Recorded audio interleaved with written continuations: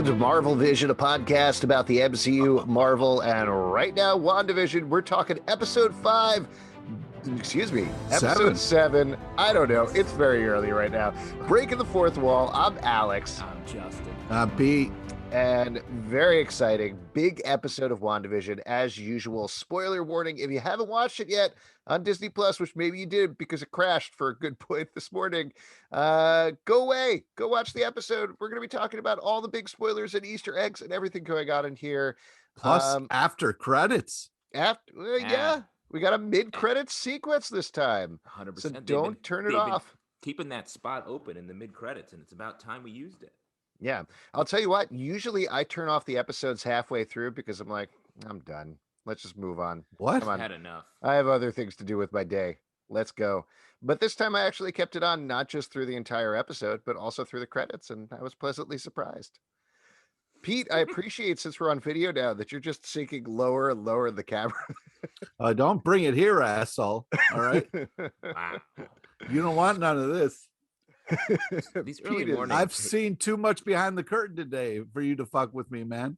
I was watching as you greased up your forehead, got the lighting all right, placed your sex dolls in the background. I don't know what the fuck you're doing. Those are owls, Pete. All right. Well, they're missing beaks. Yeah, I don't know what you're doing to them. I went on a nature hike with Pete once, and he was like, "What are these fucking sex dolls doing hooting up there in the trees? What's going on?" Anyway, let's talk about this episode. The broad strokes. This is the mockumentary style episode. A little bit of The Office, a little bit of The Modern Family going on. In case you haven't picked up on what's been going on, Vision was left for dead pretty much at the end of the last episode after the Hex expanded. This episode, we pick up with that. He teams up with Darcy to try to get back to the center of town and get back to Wanda. Meanwhile, Wanda's in a real funk, having a me day. Yeah. And gives the kids over to Agnes, which leads to the big reveal at the end of the episode that it's been Agnes all along. So funny, so weird. Can I ask? Great. Wait, I just want to, the last Sure. thing outside the Hex, we got Monica and Jimmy trying to get back inside. We finally meet the aerospace engineer. Huge moment that we've all been waiting for. God, I can't believe that. And What a character. but Monica reveal. does go back inside, does finally get powers, though we don't get to see the full range of them, confronts Wanda and ends up in some trouble of her own by the end of the episode. Pete, what did you want to say? What's going on? So with the title Breaking the Fourth Wall, I got very excited because I was like, you know what famous Marvel character breaks the fourth wall all the time? Mhm. Deadpool. So I was Oh. like, please give me Deadpool in this weird world, just to throw away, make him a clown in the background or something. I thought you were gonna talk about Kool-Aid Man, the Marvel character who famously breaks the fourth wall. That's he breaks the any first- living room wall, not just Any a living wall. Any living wall. The walls are alive, and the Kool-Aid Man is coming for them. Because before we talk about specific moments, as we usually do at the beginning of episodes, broad strokes, what'd you guys think? We're now at the end of here, 2 episodes from the end. We've got a big finale. We know who the villain is. Here's the big spoiler warning. It is Agnes, who is Agatha Harkness, who we suspected all along. So that's been pulled back. We don't have all the answers yet, but certainly we have a better understanding of what's going on here. We have So a how lot do of you feel? How are you feeling about the series right now? I'm very excited. I feel like this is doing a great job of building momentum. First episode, not that exciting, but it's really been building since then. And I've been really into it. I've really impressed with how things are going. I cannot wait to watch the last 2 eps. This episode was weird to me. There was a lot of air in it. It felt very like especially the outside of the Hex stuff. Like it was the scenes were like they weren't moving very quickly. And I thought that was interesting. I don't know what that means. My tooth just literally broke. You don't have to put it in. That's worse. That's worse. Don't Putting put it it back in No, is worse. Good. It's perfect. I'll explain Wait, this can you, later. this doesn't make much sense for an audio podcast. Can you quickly explain for I broke a crown and it's sliding out. I'm getting it fixed on Monday, but now I have this half. Okay, I won't talk about it anymore. So it's great for audio. Yeah. So what was I saying? The there You're was so much you're air. part clown. You I'm were part saying clown. you were part The clown. Hex just absorbed me. Yeah. there's so much air in the episode. I thought it was strange on the outside how long the scenes were going and stuff. I don't know why that was. That's interesting. I had the opposite problem. I was okay with the stuff with outside the hex. Inside the hex, I feel like they didn't quite nail the mockumentary tone. And I think part of that is Ooh. Wanda is depressed, so I get that. I think also it's clearly falling apart as we see. That's the whole thing Wanda's dealing with. I know all about that. But for the most part, this is no knock on her, but she's been fantastic so far. I don't think Elizabeth Olsen quite nailed the voice, and maybe that was a conscious choice because Wanda is not really into the sitcom format anymore. But versus Paul Bettany, who did that very funny scene outside of the funnel cake truck where he's kind of like scratching his ear, even though he doesn't have an ear, taking off the microphone. He got it. She didn't. Again, maybe a character choice, but it really felt like a lot of the structure of the jokes that have been hitting over the past couple of episodes didn't quite work for me. I'm not going to sit here and let you take down Olsen's acting choices. I thought the fact that she is playing unnerved heightens the tension of the scenes and doesn't give it that just like, hey, this is The Office. Whoa, hey, looking at the camera, having fun. Classic Shit is going down. Yeah, so we're having a good time. I don't appreciate you taking shots at her like that. Pete, very spicy when we do anything before dawn, it turns out. I mean, I agree with you. It does feel like a conscious choice in that the documentary sort of format for sitcom is the closest to reality, and that makes Wanda the most uncomfortable because they're dealing with this actual real stuff that's happening. So, yeah, I think it's intentional. Okay, yeah, I could see it. Please just leave it out. It's terrible. Oh, this whole catching his tooth as he's talking is just such a nice thing in the morning. Oh, right. I can't tell you. I just watched a whole episode of WandaVision where she went down to a horrible dungeon. This is the most horrifying thing. Happy to be here. But I think what we got here in terms of her grief and her depression and everything are really good. Like I was kind of indicating before, I think the horrifying moments are really good. Pete, I thought of you when Wanda went down to the basement. You had to be alone, screaming, "Don't go down into the basement." Yeah, why would you do that? Why would you do that? You got to go down to the basement. No, you do not have to. You fight her up here where she has no powers and secret charms. You fight her in the daylight. You don't go into the witch's secret room. That's where all her power is. I mean, that's fucking 101. It's interesting to me, like the end of I mean, I don't know if I want to talk about that now, but the way like we're getting the blend of like Agatha Harkness is a straight up witch. Like the science of vision with the magic of Agatha Harkness is a totally new sort of blending, I feel like. Justin, I think you're really missing an opportunity to whistle while you talk because I don't know if you know, but no one wants to do that. I agree with you. We talked about this a little bit the last episode. The fact that magic in the MCU is not strictly magic necessarily. It's science masquerading as magic, and I'm sure that's the direction they could go in. They also don't need to have somebody be like, well, magic is actually this thing. At this point, we're over a decade into the MCU. Just real quick, were you doing the bunny's voice from the TV show? Like whose voice were you just doing? Yeah, that was Sir Scratchy. Yeah. Okay. Cool. He's like, I'm a bunny. Whisker it out. I really hope next episode Bunny explains magic to us because I would love that. Bunny might be something. I mean, he's certainly something in the comics. We talked about this before, but Nick Scratch is Agatha Harkness's son. I think we're kind of jumping all over the place here, but I think we're probably going to discover that there are a couple of lieutenants, like we've speculated, that are working for her. I think maybe Quicksilver is Nick Scratch, right? Yeah, I think that's pretty fair. Also, the mailman, the delivery man, he has, I don't know if you noticed, but he has Presto written on his name tag. So certainly he seems to be aware of what stuff is going on. I think we can write off, we were getting the name wrong, Herb, right? Not Hugh. I think we were calling him Hugh. But Herb seems to have been spelled by Agatha. So he may not be quite as much a lieutenant as we thought. But I don't think she's doing this alone. I think she has people working for her. And Ralph definitely seems like someone who we're going to find out is perhaps a larger bad that may be looking forward into the rest of the Marvel Cinematic Universe. Yeah.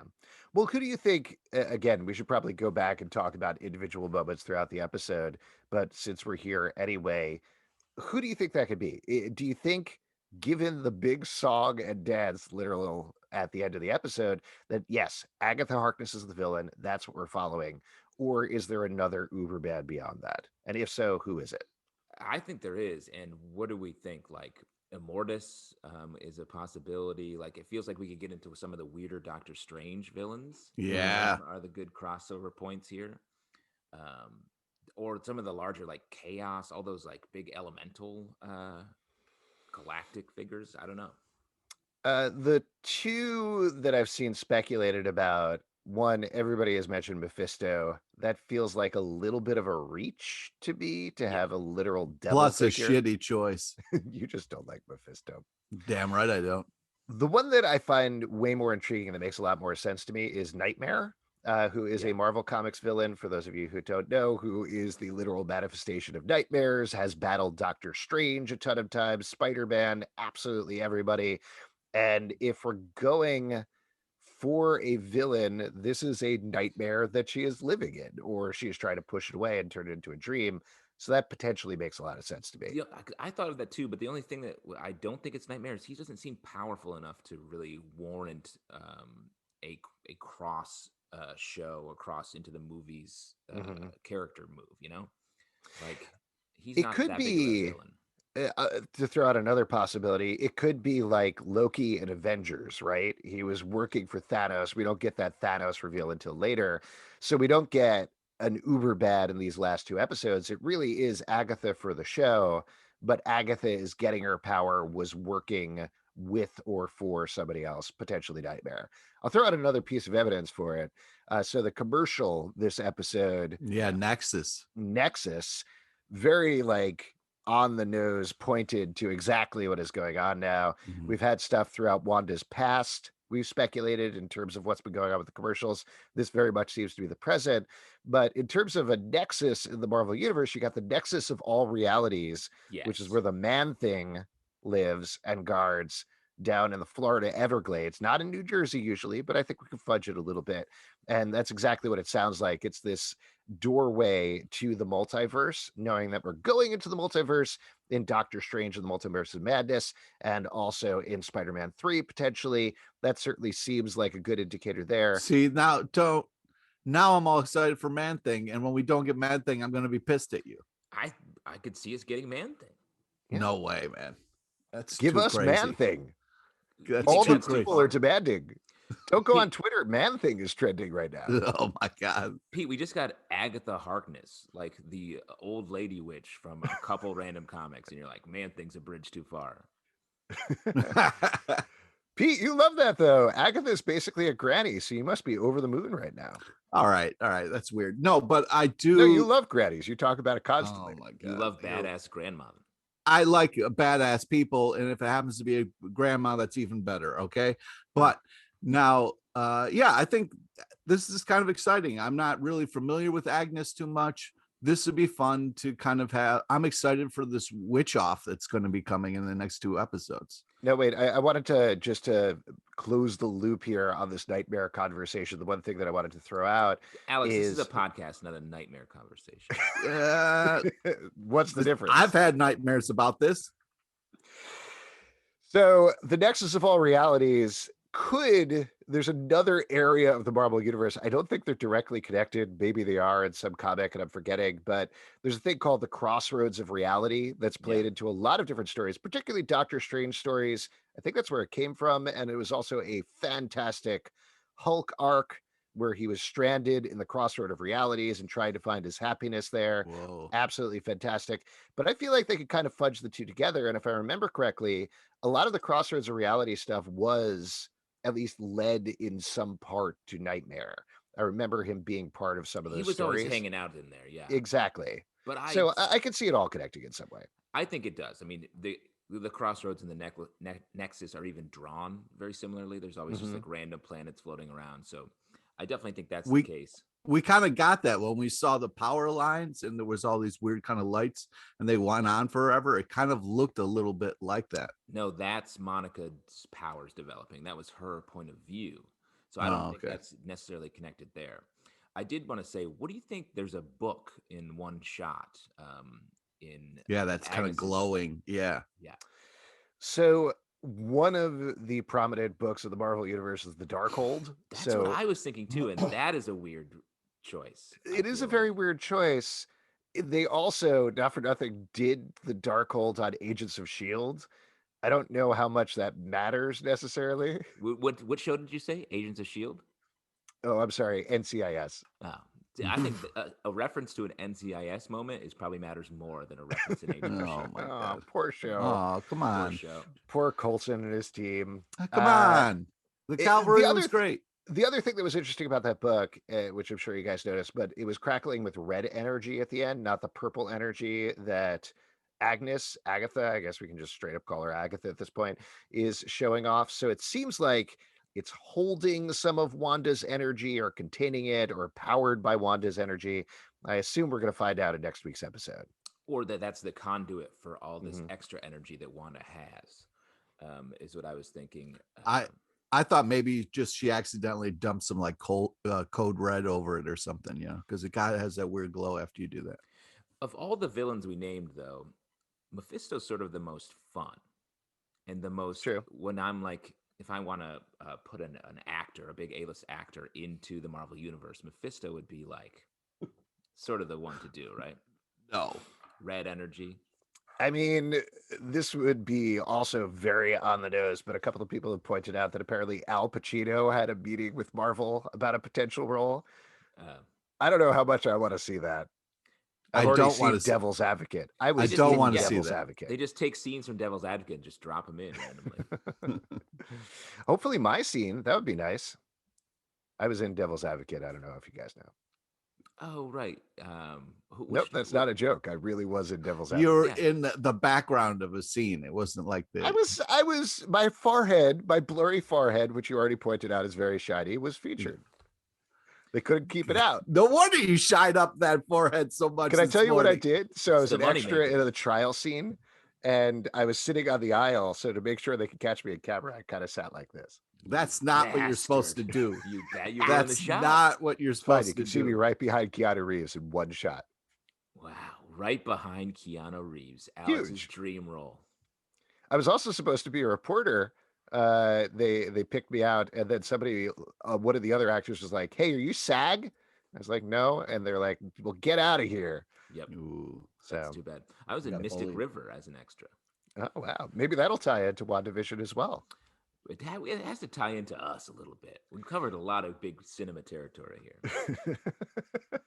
Yes, the two most well-recognized pieces of cinema, Mystic River and Devil's Advocate.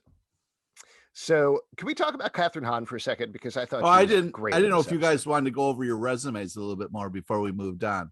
Pete, you are even lower in the camera than you were before. I don't know how you're doing this. Yeah, it's because your guys' bullshit is slowly killing me and pushing me out of frame. Can we talk about Catherine Hahn? You got to love Catherine Hahn, Pete, just to lift your spirits a little bit. She was great in this episode. She's always great. She's a lot of fun. She's been in a ton of stuff. I respect her work and her comedy. I mean, it's very exciting. She got that big song at the end. I thought it was great. I feel like she's been killing it on this show. She got the big song. Everybody wants it. She does a really good job in this episode, I think. First of all, of hitting the comedy. Several of her lines made me laugh out loud. She's the one that I think almost of anybody on the show just gets the sitcom tone perfectly. But also her turns and her little notes of danger, particularly as things go on with Billy and Tommy, with Wanda, obviously at the end, as you mentioned, Pete, her song at the end was fantastic and all the modes she plays there. She was great in this episode. Yeah, I mean, she can do everything we need from the character here. She's very funny. She's been funny throughout the whole series with this undertone of like, a little bit of menace or a little bit of like wink that we don't exactly know what it means. And then we get the full reveal here. I'm very excited for the fight that will come. What do you think now? Do we want to get into more speculation? The kids. Well, hang on. I just wanted to say, Alex brought this up and I didn't want it to pass by. Like the line of like, don't worry, she doesn't bite. And then the cutaway of like, I bit a kid once was just so funny. It's very funny. Really funny. It's great. What happened to Billy and Tommy? Is that what you're getting And towards, Justin? I guess what is Agatha's role there? Is she clearly wants to control the kids. We talked a lot about in the past about maybe she lost her kids or kid, and maybe that's a Nick Scratch situation that we were mentioning, because I think in the comics Nick Scratch got pushed into another dimension at one point as a punishment for one of the things he was up to. So maybe she lost him and is taking the kids as a to fill that gap. I don't know. Right now, I was surprised at the end of the episode that it went so hard on I'm a straight up witch villain. Like that's it. I'm cackling. I killed the dog. I killed Sparky. Oh my I'm God. the absolute worst because Oh, don't die. Like we talked about and like you're mentioning, Justin, with most of the MCU villains, there's some sort of actual motivation. They're not just straight up evil. That doesn't happen. So I feel like we're still going to get that. I will note this is not a big thing, but while I was frame by framing looking for Easter eggs in this episode, right at the beginning, there is a carton of milk that Wanda is holding, and it's very blurry, but you can see there's a lost kid thing on there. Yeah. So I do wonder if maybe there's something with that potentially. I'm still kind of sticking with that theory. Well, yeah, because there's the whole thing of like there were no kids, and then for Halloween it was all kids, and then the kind of kids went away. So, well, I also think that like to put her in that spot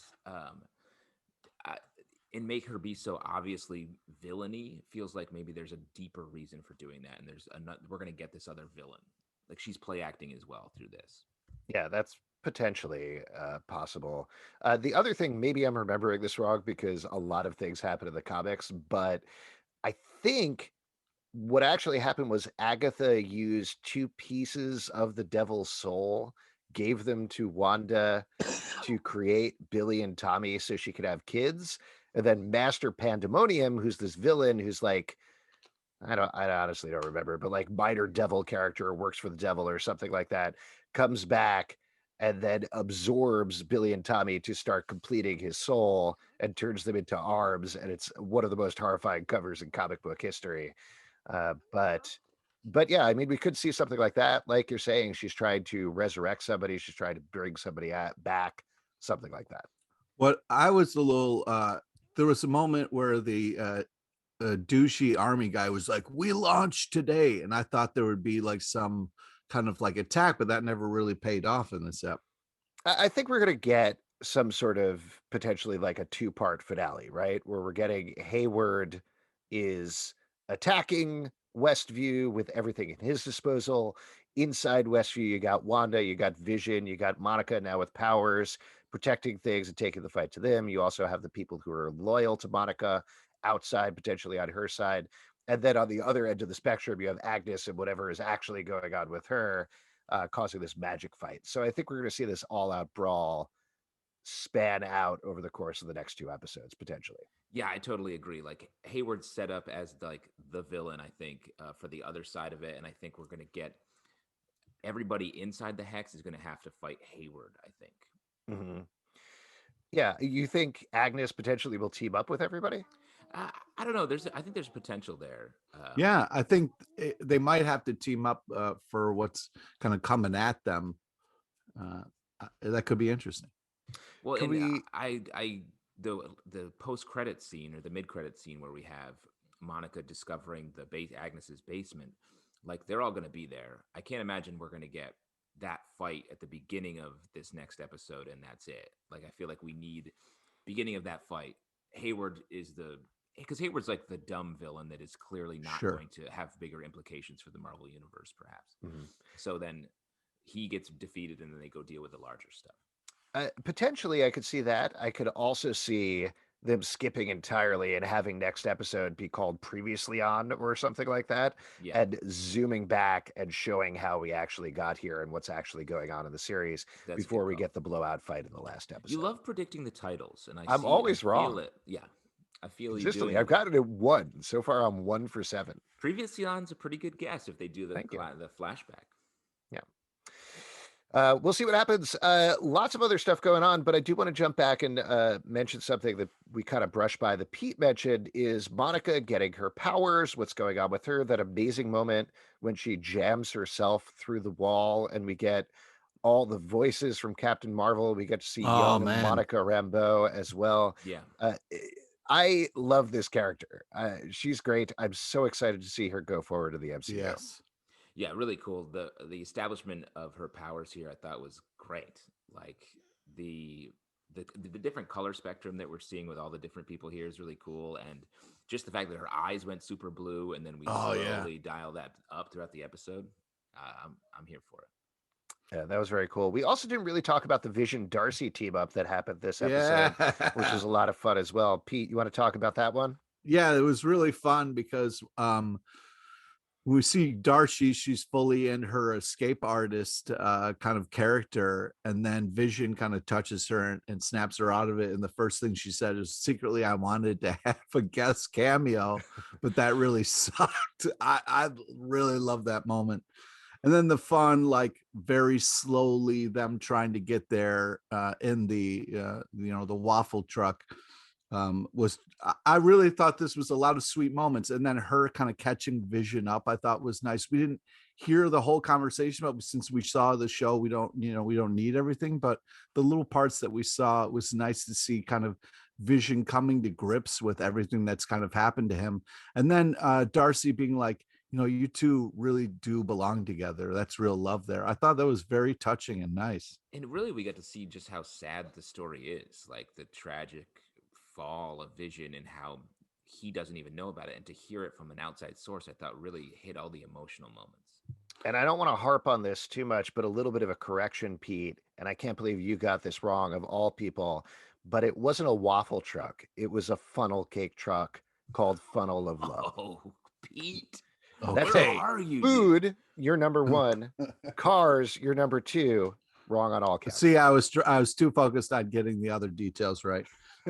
Your notes. Your note is just a big funnel cake, though, right? Yeah, it's just I'm slowly eating. I wish, man. Yeah, before you started busting my balls, I felt like there was another. Oh yeah, when Vision was trying to convince her when she was kind of in character, it was really funny and sweet too. He was like, "No, we had a moment, before this whole circus thing happened." Yeah, and I'm glad we got to see some fun circus stuff. It was also cool to see Darcy knock down the strong man. That was really fun. Mm-hmm. Not so strong. Couple of notes that I jotted down, and you guys jump in obviously at any point. But thanks for giving me the okay to do that. No problem, Pete. Sometimes you just sit there and raise your hand. That's why I'm saying. Oh, okay. But other things, as I was kind of looking through for Easter eggs, I don't think there were actually a ton this episode, which was surprising. But at the beginning scene, the bedspread was hexagons that Wanda was under, so that was pretty fun. Also, I looked at everything that was going on the TV, and the answer is pretty much nothing. The weather was going from the 40s to the 60s or 70s, which is a pretty far range. Weather. I mean, the weather is the ultimate Easter egg. Let's be honest, right? Mm-hmm. In any show, I'm like, is it gonna rain? Yeah.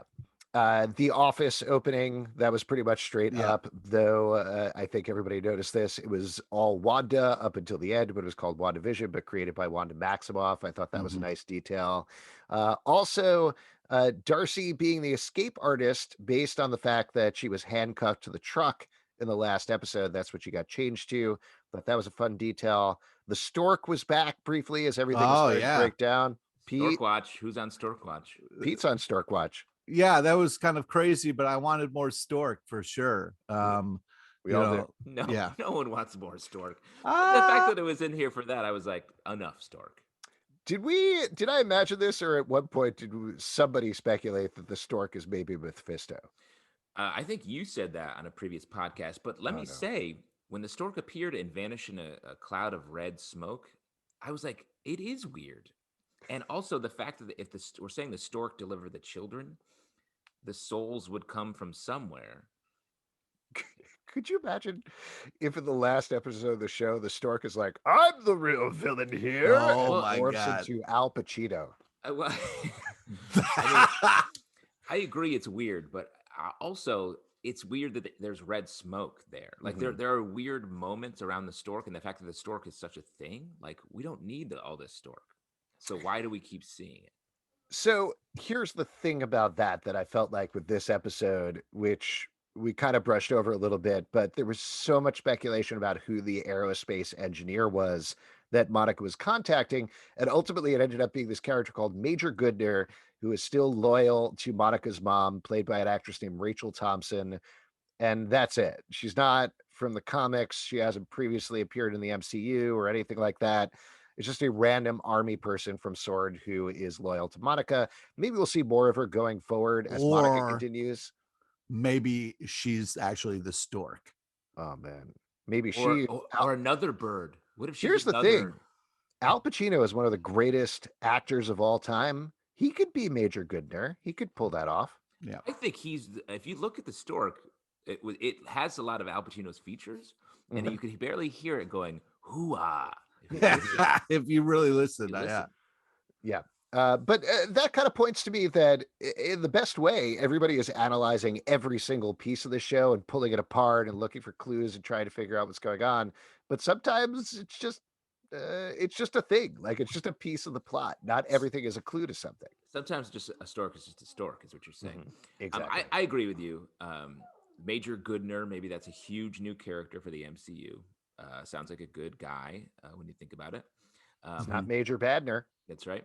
And I was definitely not on the Mephisto train at all, but I do think of all the villains we've talked about, that's the one with the sort of the most intrigue, I think.